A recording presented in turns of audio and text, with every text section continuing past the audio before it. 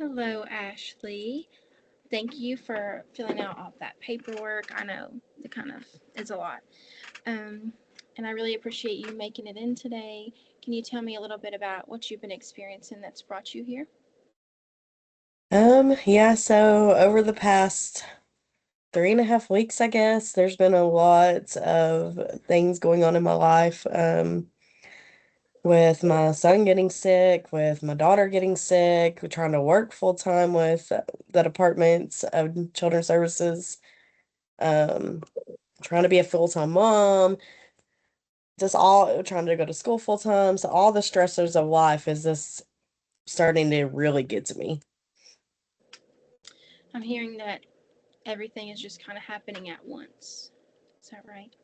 That's right. So tell me more about you said that your kids were sick. Do you want to talk more about what's been going on? Yeah, it's a little bit traumatic, so we'll go over it just briefly. I've had to go over it several times with doctors and stuff.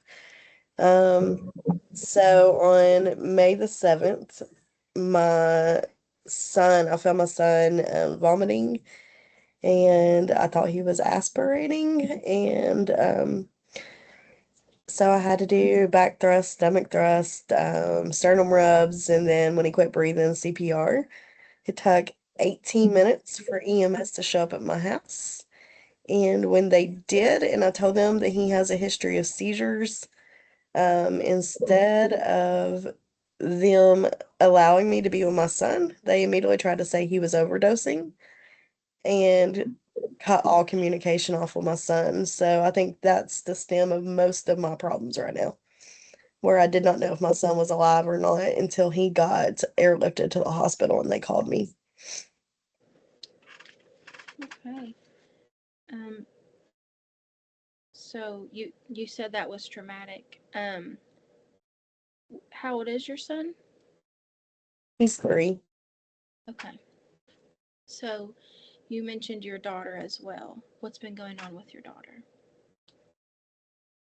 Yeah, so my daughter is 5 months old. She's 1 month delayed, so she's 4 months delayed. So ever since birth, she's had issues with breathing, and so here recently, it's her secretions has gotten even thicker, so she's been having a harder time breathing, turning blue. Okay. So we've talked about your kids and kind of what's been going on there. You also mentioned work. Tell me more about what's been going on at work. Um, so I work for the Department of Children's Services here in Tennessee. A team leader. I'm over 4 different individuals. So pretty much I have to oversee everything they're doing. And I'm trying to still work full time while dealing with everything with my kiddos and make sure that all the youth that I have to oversee is still getting the best care. So especially with me growing up in foster care, I feel like that I owe more to these kids than what someone typically would that works for the department. So I put a lot of time and emphasis into those kids as well.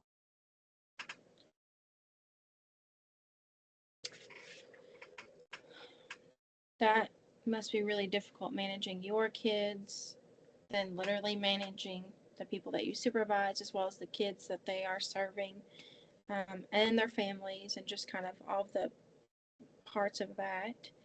Um, so I'm hearing that everything is happening all at once right now.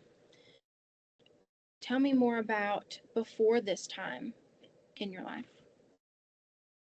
This past, would you say 3 weeks, I think?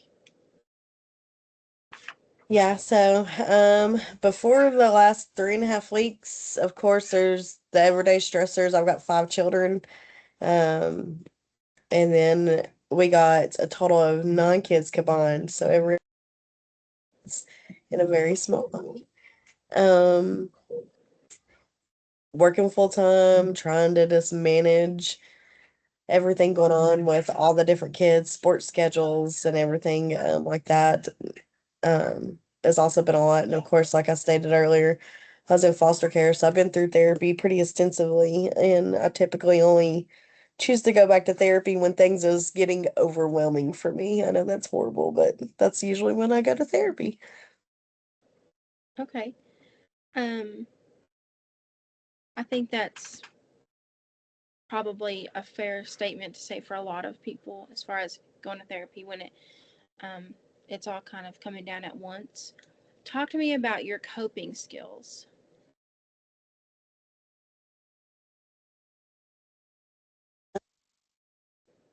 So I think I throw myself into work whenever everything else in my personal life seems to be extreme, falling through or stressful. It's easier for me to focus more on work.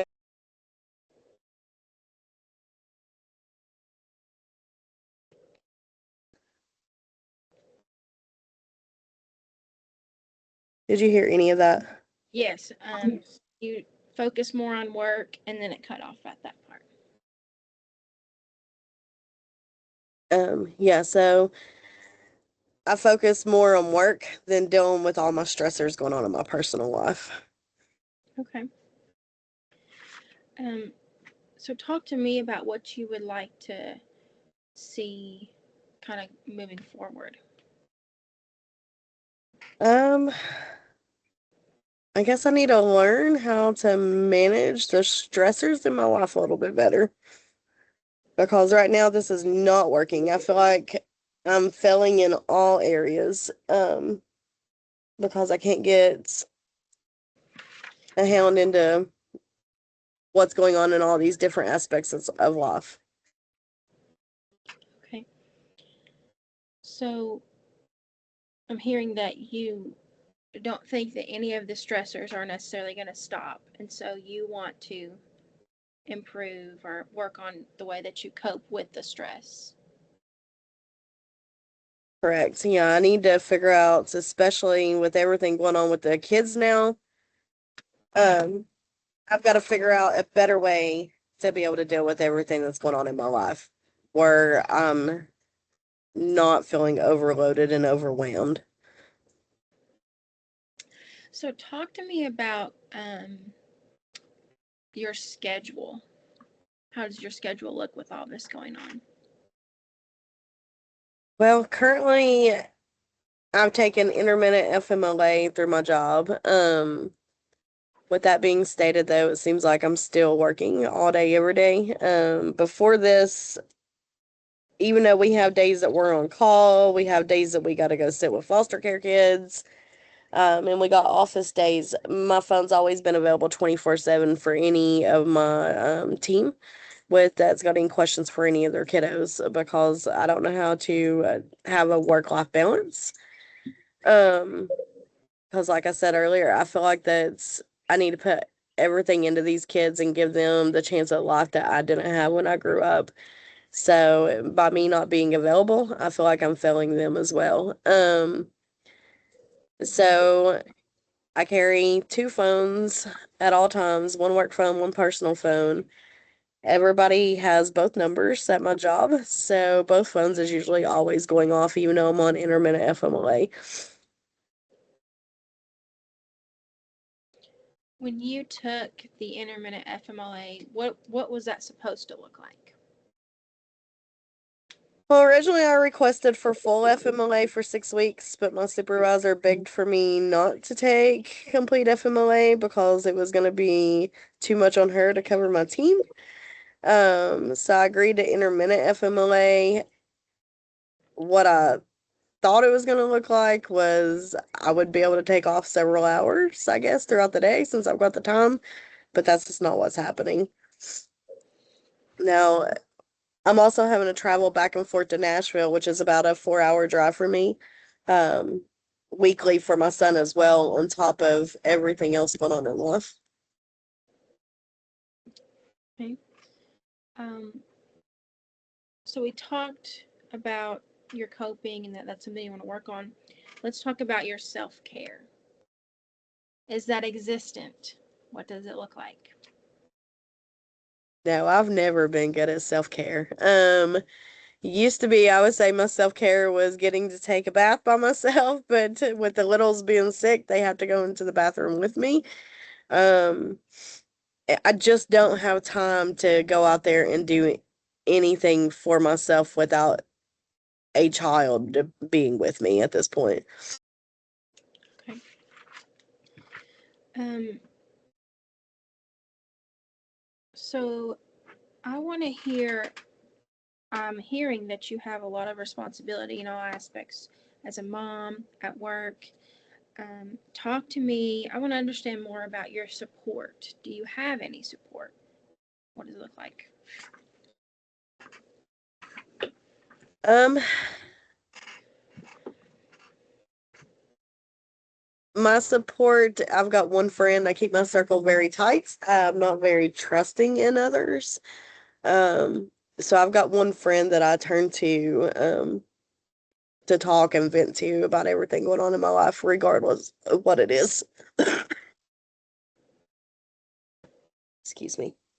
So, when you say that you talk to her, is this support like an emotional support only, or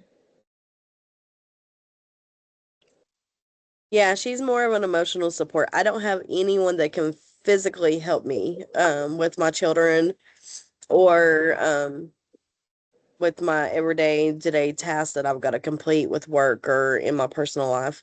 My so I reconnected with my biological mom once I got out of foster care. Um, which she had cleaned up her lifestyle significantly over the last 25 years. But she used to keep my kids, but she just had a major surgery 2 weeks ago that was a 9-hour surgery. So she is not able to do anything anymore. and how you said how long ago was that surgery? 2 weeks ago. Okay, so I'm hearing that not only within the past 3 weeks have your kids been sick, but your mom also had the surgery.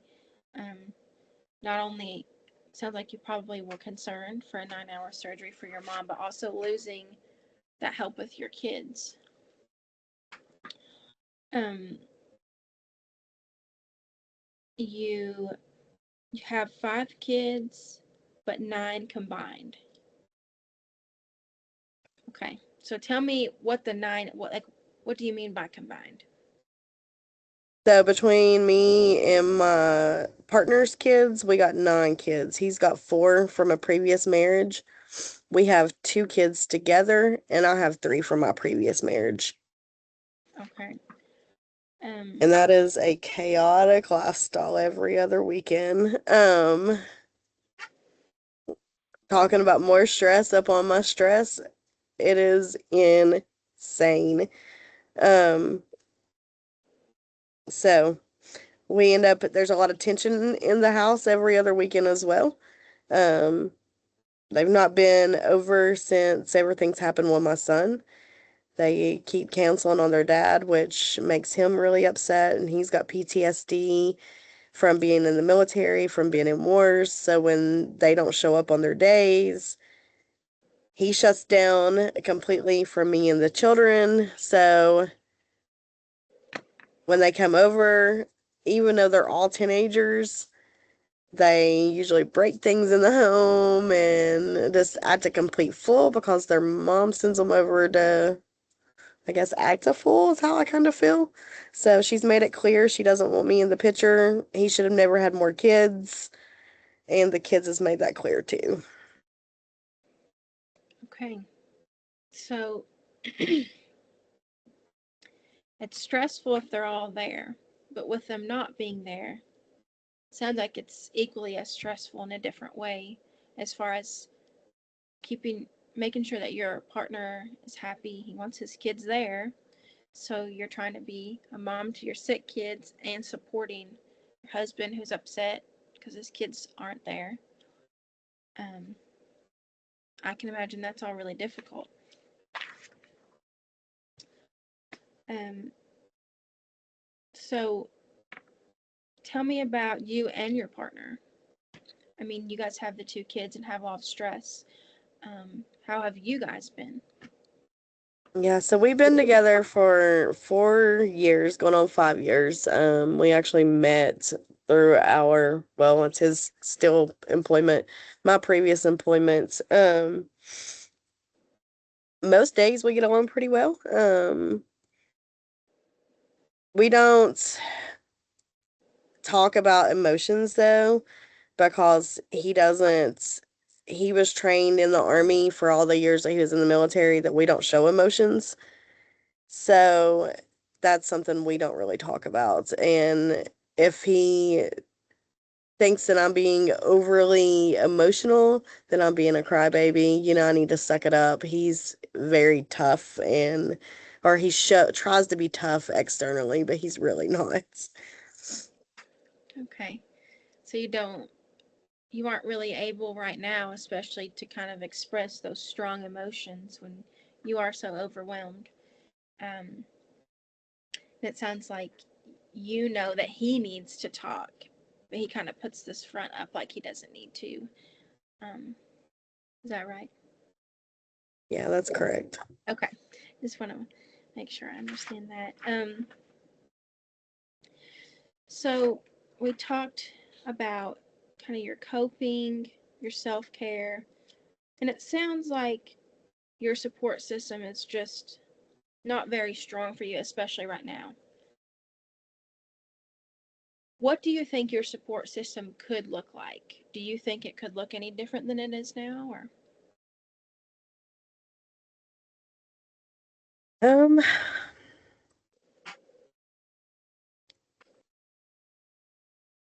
I don't think so right now. I do rely a lot on my almost 16-year-old daughter to help out with the kids now that school's out during the summer for me to get some work done while I'm at home. But like I said, I keep my circle very, very tight and very small. I think that that comes from all the trauma that I had throughout my childhood. Um, so I don't really even try to get to know others to be able to build that support system. And then as far as my family goes, I've been disconnected with them, my biological family. I've been disconnected with them ever since my aunt passed away when I was 12, who raised me. And I don't want to reconnect because I don't agree with their lifestyles, and most of the family's on drugs and stuff like that. So I just can't have that part of my life or my children's life. And then my adoptive family, we kind of have very, very weird relationship because when I turned 18, they kicked me out because I reconnected with my brother, my biological brother.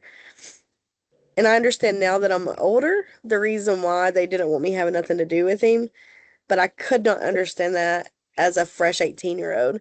So I had to go through the life of being homeless, living out of my car in Knox County, Tennessee, uh, taking showers at my employments, and all that good old stuff. So we reconnected once I actually graduated from King with my bachelor's degree. They came to my graduation there. Did not go to my previous college graduation though. They wished me well, but wouldn't talk to me. Ever since we reconnected, they put a lot of emphasis on my three older daughters, and they have scheduled several vacations for them over the summer, but they don't even ask for my input. They just automatically do it. But our relationship is a few text messages between the two. Okay. Sounds like you've set some boundaries there for yourself, which can be difficult. Um, are you still there? Yeah. Okay. Um, but it is, you mentioned that you have your 16-year-old daughter, so that is help as of right now during the summer. Um, okay, we can end here. It's 20 minutes anyway. How do you stop recording? I think you'll have to.